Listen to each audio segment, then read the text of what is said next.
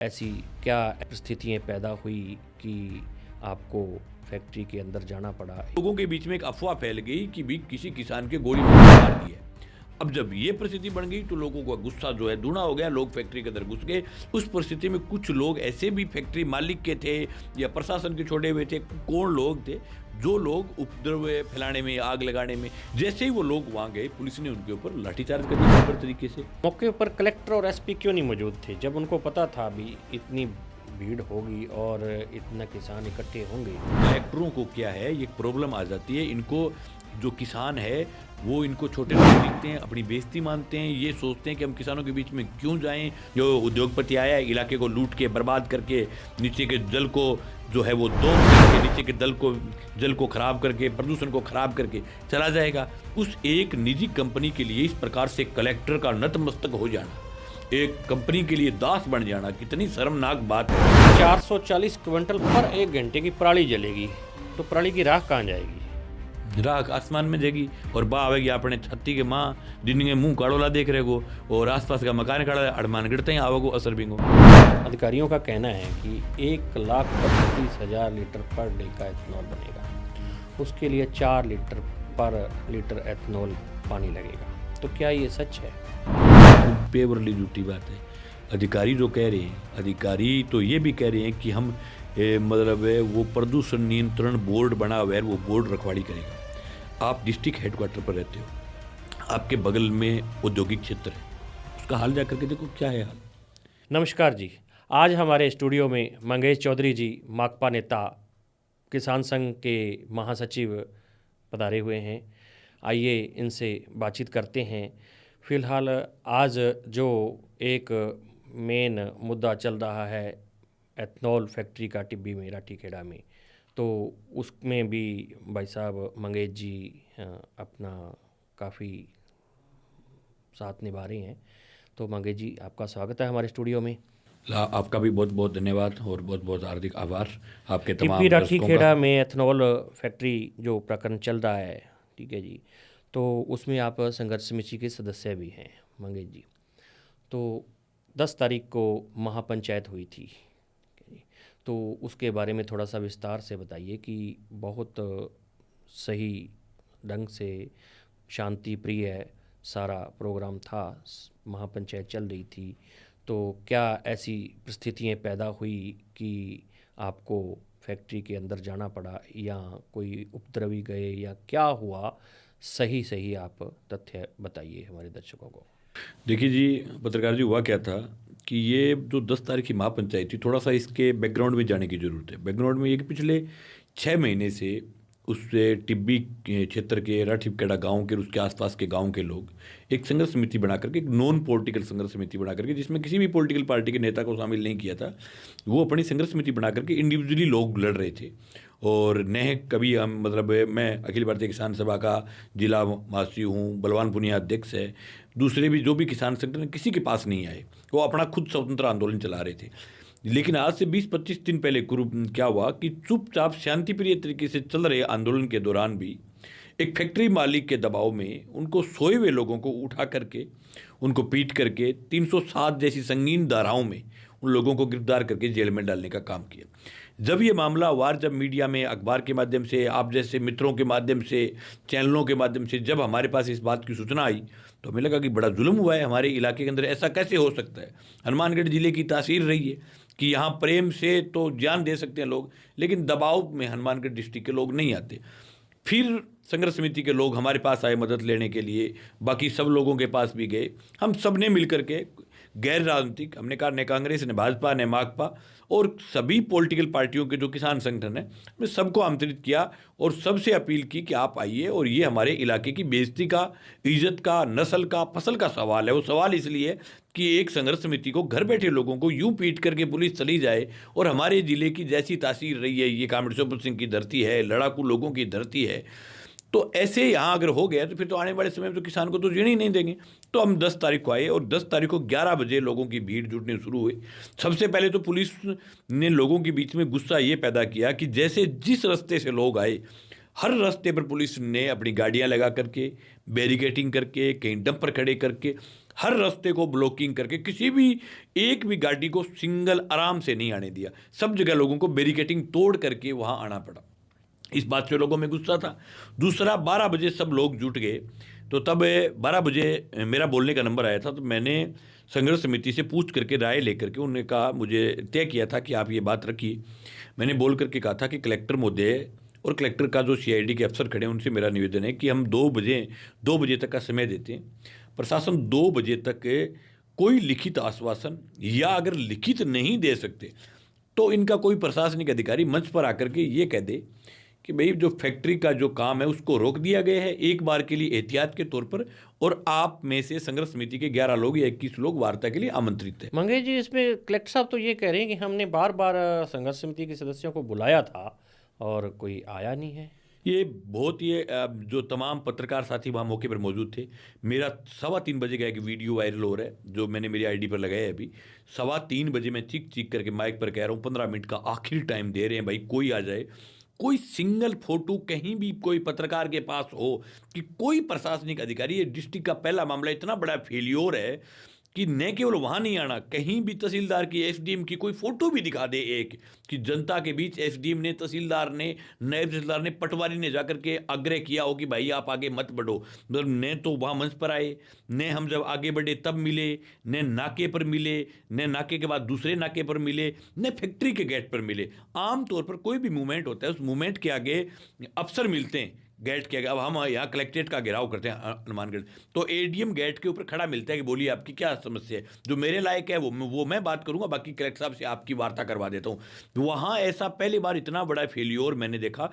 और बाकायदा जो डिस्ट्रिक्ट मजिस्ट्रेट की आईडी पर जो पोस्ट जो आपने पत्रकार जी बताई है, वो बाकायदा प्योरली सरासर झूठी बात है।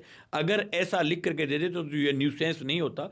इस पूरे न्यूसेंस का जिम्मेवार सिंगल वन मैन आर्मी, एक आदमी जिम्मेवार है, वो है माननीय जिला कलेक्टर श्रीमान जी कुशाल दास जी यादव।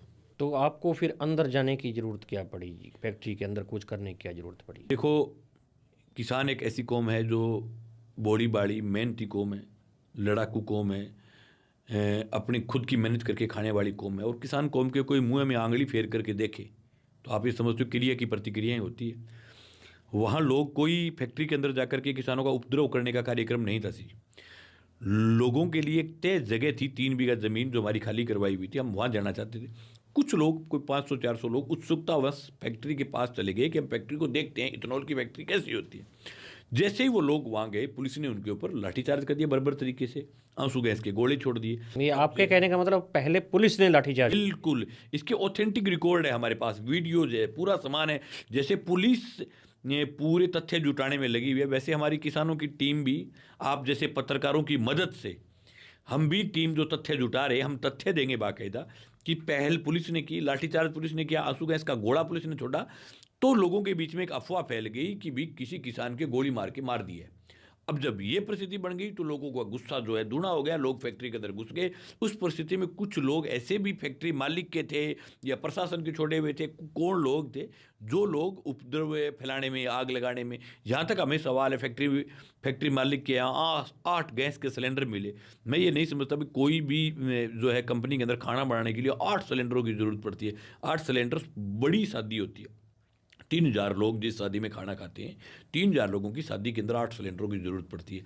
और ये बात होती है कि किसान तो ट्रैक्टर में, अपने ट्रैक्टर पर या अपने सर के ऊपर सिलेंडर रख करके तो नहीं गया, कोई नहीं लेके जाने देता। तो वहाँ 8 सिलेंडर मिलना, 8 सिलेंडर की बाकायदा फुटेज आए हैं हमारे पास, ये बाकायदा इनका पूर्व निर्धारित कार्यक्रम था। और ये इसीलिए डील दे रहे थे कि लोग वहाँ जाए। ये बहुत बड़ा खेल है जी, एक बहुत बड़े राष्ट्रीय नेता की फैक्ट्री है। कलेक्टर, राजस्थान की सरकार उस राष्ट्रीय नेता के आगे नतमस्तक है, और उनकी फैक्ट्री को लागू करने में ये कितने ही लोगों की कुर्बानी ले सकते हैं, ये हालात बना रखे हैं। तो आगजनी किसने की फिर? आगजनी किसानों ने नहीं की? नहीं, आगजनी इनकी फैक्ट्री मालिक के खुद के लोगों की, मजदूरों बीच में अपने बंदे थे इनके? हाँ, उनके खुद के लोग थे, खुद का करे। नहीं तो आज तक आपने कलेक्ट्रेट के पास 20-20 हज़ार लोग आए हैं, आपके सामने आए हैं काफ़ी बार। कभी ऐसा हुआ है कि लोग कलेक्ट्रेट के अंदर घुस करके आग लगा दे? किसान कभी भी, अगर कलेक्टर के तो गेट के एकदम पास होते हैं किसान, 20,000 लोग बाहर बैठ के लंगर खा करके निकल जाते हैं अपनी बात रख करके। वहाँ 4.5 किलोमीटर तक लोगों को पुलिस ने जाने दिया, ये बहुत बड़ी साजिश थी। नहीं तो कहीं भी रोक सकती थी पुलिस। इनके पास STF थी, RAC लगाई हुई थी, एक्स्ट्रा फोर्सेज लगाई हुई थी, पूरे जिले के थानेदार लगाए हुए थे, पूरे जिले के डिप्टी लगाए हुए थे, पूरे जिले के एडिशनल SP लगाए हुए थे, पूरे जिले का पूरा लाजमा टिब्बी में था, और 5,000 लोगों को नहीं रोक पाए। इनके भाषा का 5,000 कह रहा हूँ मैं, हमारे में तो लोग थे 5,000, मतलब लोग थे 10,000 से प्लस। लेकिन कलेक्टर जो बार बार बयान कह रहे हैं 5,000 लोग आए, 4,000 लोग आए, FIR में 4,000 लोग आए, 3,000 लोग आए, इनके कम बताने से कम नहीं होंगे। लेकिन इनकी भाषा में अगर 5,000 माने तो 5,000 लोगों को क्या पूरे जिले की फोर्स 5,000 लोगों को नहीं रोक सकती? तो ये खुद चाहते थे वहाँ जाए। मौके पर कलेक्टर और SP क्यों नहीं मौजूद थे जब उनको पता था भी इतनी भीड़ होगी और इतना किसान इकट्ठे होंगे? तो टिब्बी के अंदर कलेक्टर और SP को मौजूद रहना चाहिए था। तो उस वक्त ये अपने ज़िला मुख्यालय पर अपने ऑफिसों में बैठे थे आराम से, तो ये क्या कर रहे थे? सबसे बड़ा फेलियर तो यही था कि कलेक्टर जब परसों रात का 6 बजे से लेकर के कल पूरे दिन टिब्बी में डेरा डाल करके बैठे थे। कलेक्टर बैठा था, IG बैठा था, आयुक्त बैठा था, उसके साथ ADG क्राइम बैठा था। तो ये परसों अगर 2 घंटे वहाँ आ जाते, लेकिन कलेक्टरों को क्या है, ये प्रॉब्लम आ जाती है इनको। जो किसान है वो इनको छोटे लोग दिखते हैं, अपनी बेइज्जती मानते हैं, ये सोचते हैं कि हम किसानों के बीच में क्यों जाएं, उनसे बात करने में अपनी बेइज्जती समझते हैं। ये कलेक्टर का घमंड था। मैं ऑफ द रिकॉर्ड बात बता रहा हूँ कि मतलब एक किसी प्रशासनिक अधिकारी ने हमें नाम नहीं बताने की शर्त पर बताया है कि कलेक्टर ने यह कहा कि किसान क्या है, क्या फ़र्क पड़ेगा, भोंग करके चले जाएंगे, मैं कलेक्टर हूँ जिले का, मैं लोगों के वहाँ कोई आंदोलनों के बीच में मतलब वो जाने के लिए टाइम है क्या मेरे पास? मेरे को पूरे जिले की व्यवस्थाएं देखनी है, मेरे को ये करना वो करना। अरे व्यवस्था तो ये भी देखनी थी ना। तो देखनी कहाँ भी थी? देखिए इसमें आपने बोला भी 7 सिलेंडर वहाँ थे, तो जैसे उपद्रवियों ने आग लगाई, चाहे उन्हीं के बंदे थे, तो एक आधे सिलेंडर फट जाता है या पुलिस की गोली से या किसी से भी, तो कितने लोग मारे जाते? उसका जवाबदेही कौन था? कोई नहीं था। तो जो बताए, इस सरकार में कितने लोगों का तो कहीं है ही नहीं ना। इस सरकार के अंदर कितने लोग मर जाओ, इतनी संवेदनहीन सरकार कैसे हो सकती है कि एक कलेक्टर की वार्ता नहीं करने के कारण उपद्रव हुआ, और आज 48 घंटे बीत जाने के बाद कलेक्टर पर कोई कार्रवाई नहीं? इतनी सरकार कैसे गिर सकती है? इतना बड़ा डिस्प्यूट सिंगल मैन आदमी के कारण हुआ, जो डेरा डाल करके, उसकी ड्यूटी थी कि डेरा डाल करके टिब्बी में रहता, जो नहीं गया, झूठ फैलाई, अफवाहें फैलाई, न उनका कोई अधिकारी गया, न तहसीलदार गया, न SDM गया, कोई अधिकारी की कहीं एक सिंगल फोटो दिखा दे। मैं कलेक्टर को चैलेंज करता हूं कि एक फोटो दिखा दे कि मेरा अधिकारी यहाँ किसानों के बीच खड़ा है बात करने के लिए, एक फोटो ला दे। फेसबुक पर तो झूठी बात कुछ भी लिख सकता है। दूसरी बात, वो अपनी ID पर लिख रहा है कि मंगेश चौधरी और बलवान पूनिया को मैंने सूचित किया, ये खुद की ID पर कह रहे हैं कलेक्टर। मेरे फ़ोन की मैं चैलेंज करता हूँ कि वो कॉल डिटेल निकाल ले। अगर पिछले 20 दिन में भी कलेक्टर से हमारी सिंगल बार बातचीत हुई, कोई एक भी कॉल उस दिन का आया हुआ हो, संगरिया SDM को हमने चल करके कहा भाई व्यवस्थाएं बिगड़ेगी, आप कलेक्टर से बात करो, बात करके आप हमें आकर के आश्वस्त करो जनता को। हमने कहा है, आखिर में संगरिया SDM ने हाथ खड़े कर दिए, भाई कलेक्टर साहब तो ये कह रहे हैं कि फैक्ट्री मालिक मान नहीं रहे। मैंने कहा, रहे आप गुलाम हो फैक्ट्री मालिक के? कौन होता है फैक्ट्री मालिक नहीं मानता कलेक्टर की बात? कौन होता है फैक्ट्री मालिक कलेक्टर की बात? अब कितनी बड़ा लाजमा, कितनी व्यवस्थाएं, कितने हमारे जवान भी हमारे भाई है, किसानों के बेटे, उनको जो है वहाँ दंगे में झोंक दिया। कौन जिम्मेवार है इस बात का? एक फैक्ट्री मालिक को या फैक्ट्री लगाए नहीं लगाए आगे का सवाल है। वो मुनाफा कमाएगा, यहाँ से कलेक्टर को दे के जाएगा, राजस्थान सरकार को दे के जाएगा। क्या दे के जाएगा राजस्थान की सरकार? GST आएगी, कहीं की GST आएगी? जो उद्योगपति आया है इलाके को लूट के बर्बाद करके, नीचे के जल को जो है वो दोन करके, नीचे के जल को खराब करके, प्रदूषण को खराब करके चला जाएगा। उस एक निजी कंपनी के लिए इस प्रकार से कलेक्टर का नतमस्तक हो जाना, एक कंपनी के लिए दास बन जाना, कितनी शर्मनाक बात है। और सरकार की तरफ से कोई कार्रवाई नहीं होना, वो इससे भी बड़ी शर्मनाक बात है। और सरकार के मंत्रियों का मजाक बनाना इस मूवमेंट को कि बाहर के लोग थे। क्या 10,000 लोग दूसरे स्टेट से लाए जा सकते हैं? 10,000 लोग लाने के लिए कितने संसाधन चाहिए? और अगर 10,000 लोग पंजाब से आगे, तो फिर आपकी IB क्या क्या कर रही थी, आपकी इंटेलिजेंस क्या कर रही थी, आपकी CID क्या कर रही थी? और आपने पिछले 15 दिन से राजस्थान पुलिस के 500 जवानों को एक फैक्ट्री की रक्षा के लिए लगा रखा है। क्या राजस्थान पुलिस का ये काम बच गया कि लोगों की फैक्ट्री लगवाए? राजस्थान पुलिस का काम है नशा रोके, कानून व्यवस्था बनाए रखे, क्राइम पर कंट्रोल करे। आज हनुमानगढ़ जिला जो मतलब कि अभी सबसे ज़्यादा अन्न का कटोरा हुआ करता था, पूरा इलाका नशे से लीद रहा है। दिल्ली सैकड़ों नौजवानों की जान जा रही है, वहाँ इनके पास पुलिस नहीं है। एक फैक्ट्री मालिक की फैक्ट्री बनाने के लिए पूरे ज़िले की फोर्स को लगा रखे। कल किसी अधिकारी ने कहा कि हम तो उनसे किराया लेते हैं, पैसा लेते हैं। मैंने कहा क्या रेट लेते हो?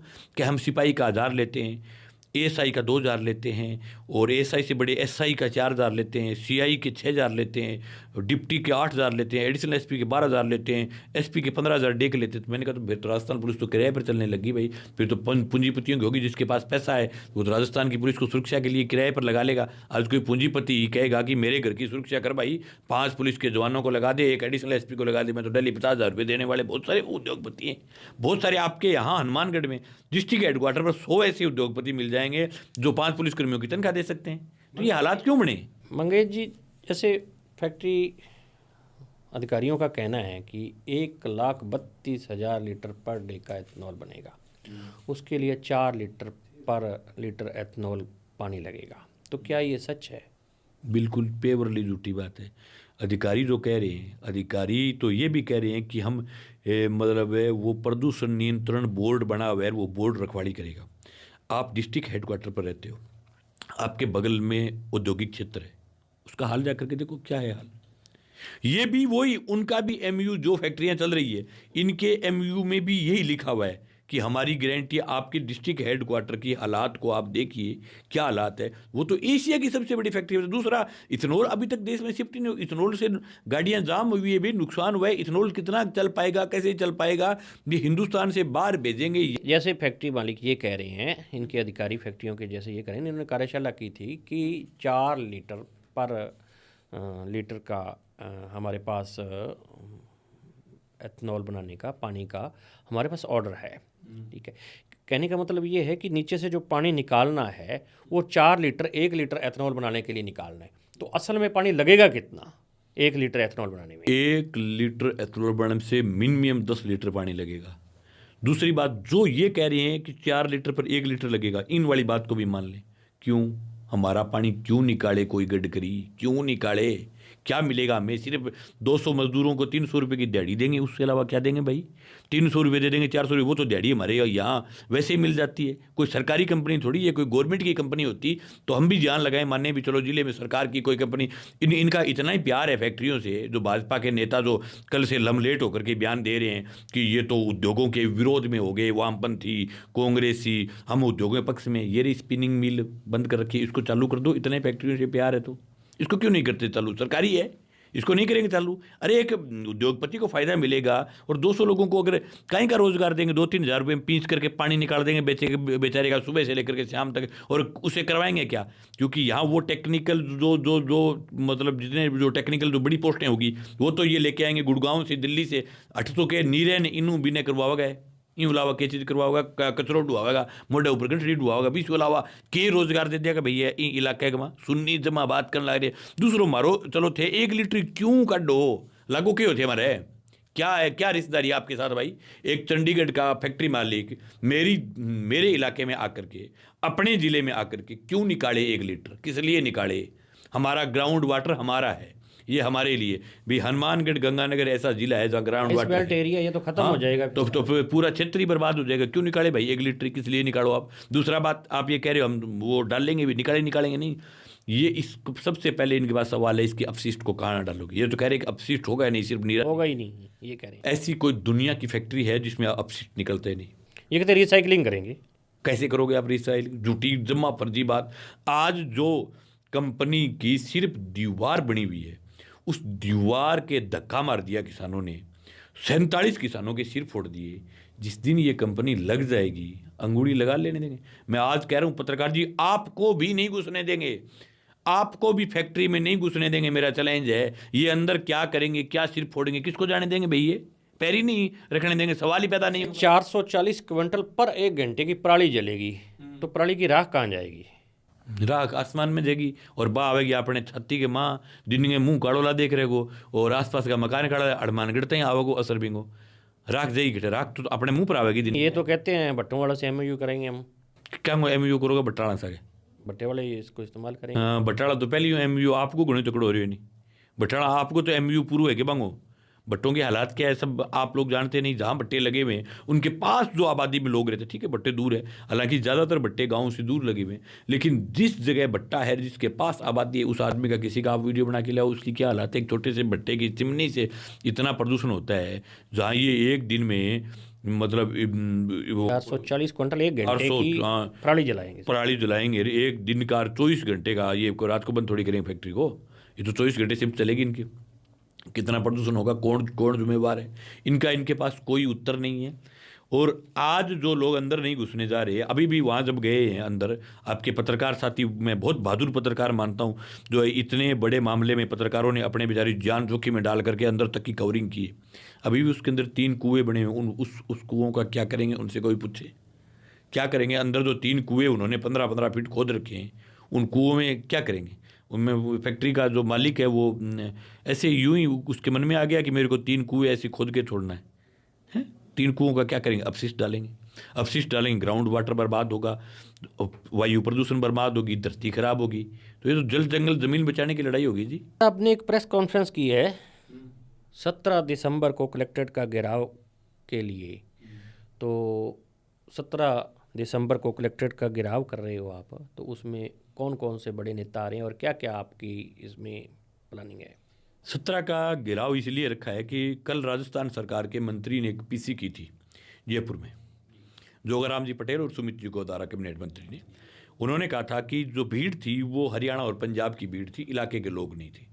तो एक तो मंत्री जी को आंख फाड़ फाड़ करके दिखाना चाहते हैं कि हनुमानगढ़ जिले के 20,000 लोग आएंगे, और मंत्री जी को न्यूनता देंगे कि आप भी आओ और इनसे आधार कार्ड की फोटोकॉपी ले लो और इस आंख के DA खोल करके देख लो ये लोग कहाँ के। नंबर 1 बात। 2 नंबर बात, कलेक्टर को कहेंगे कि इस जिले के लोगों को FIR से डराना बंद करो। 2 FIR की, दोनों FIR 307 की FIR की है कि जान से मारने। एक तो सरकार ने 307 की है और एक फैक्ट्री मालिक से करवाई है। पहली बात तो ये कहना, तो दोनों FIR इनकी झूठी है। पहली बात तो ये कि इनका SP खुद कह रहा है कि हमारे जवानों को हल्की फुल्की चोट आई। ये SP का 10 तारीख का शाम का बयान है। हल्की फुल्की चोट आई तो फिर 307 कैसे हुई।